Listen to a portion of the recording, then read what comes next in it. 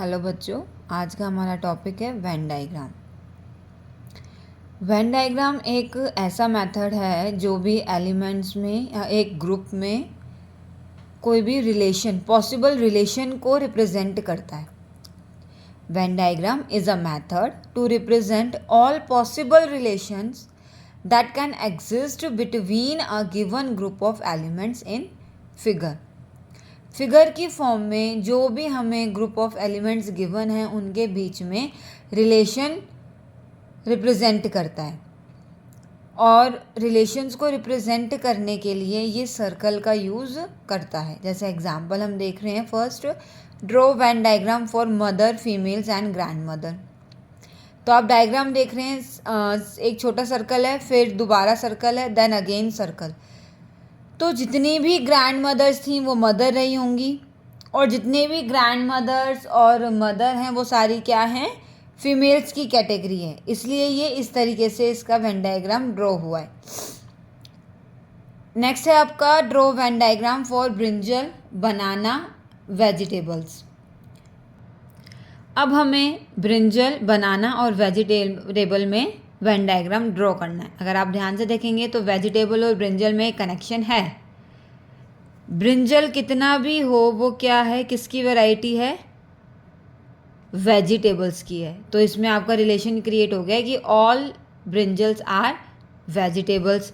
और जो हमारा बनाना है वो ना तो ब्रिंजल की कैटेगरी का है और ना ही वेजिटेबल कैटेगरी का, तो इसलिए जो ये हमारा बनाना है वो हमने अलग से साइड में ड्रॉ कर दिया।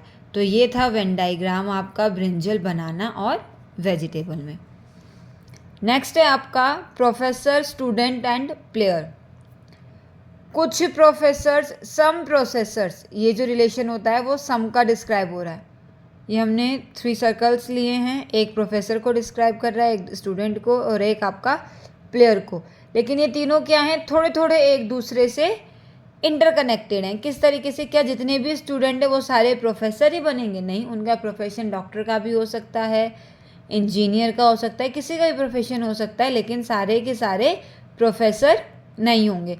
और जितने भी स्टूडेंट हैं वो सारे प्लेयर नहीं होंगे। इसलिए इसमें इस तरीके से वेन डायग्राम ड्रॉ किया है।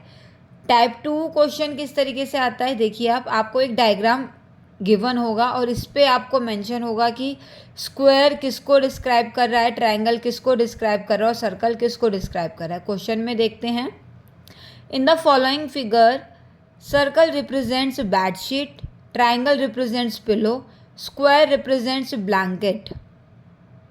स्क्वायर किसको रिप्रेजेंट कर रहा है, ब्लैंकेट्स को।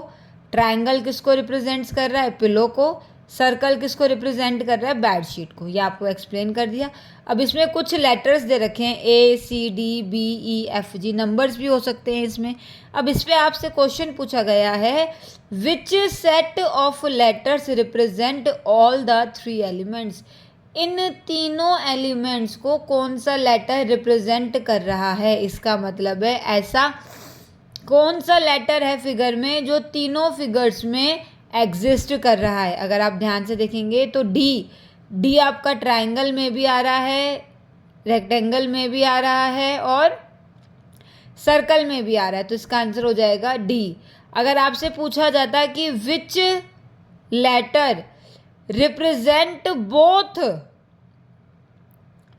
पिलो एंड ब्लैंकेट, पिलो और ब्लैंकेट को दोनों को रिप्रेजेंट कौन कर रहा है, हमें पता है जो हमारा ट्रायंगल है वो किसको रिप्रेजेंट कर रहा है, पिलो को। और स्क्वायर है वो रिप्रेजेंट कर रहा है ब्लैंकेट को। और आपका जो सर्कल है वो रिप्रेजेंट कर रहा है बेडशीट को। अब मुझे ऐसा लेटर बताना है जो ब्लैंकेट और पिलो दोनों को रिप्रेजेंट करेगा। कौन सा है वो है सी। सी ऐसा है जो आपका ब्लैंकेट के अंदर और पिलो के अंदर एग्जिस्ट कर रहा है। और आपसे पूछा जाता ओनली पिलो, ओनली पिलो में आपका आंसर आ जाता ऐसा लेटर जो केवल पिलो को ही रिप्रेजेंट कर रहा है, वो है आपका बी।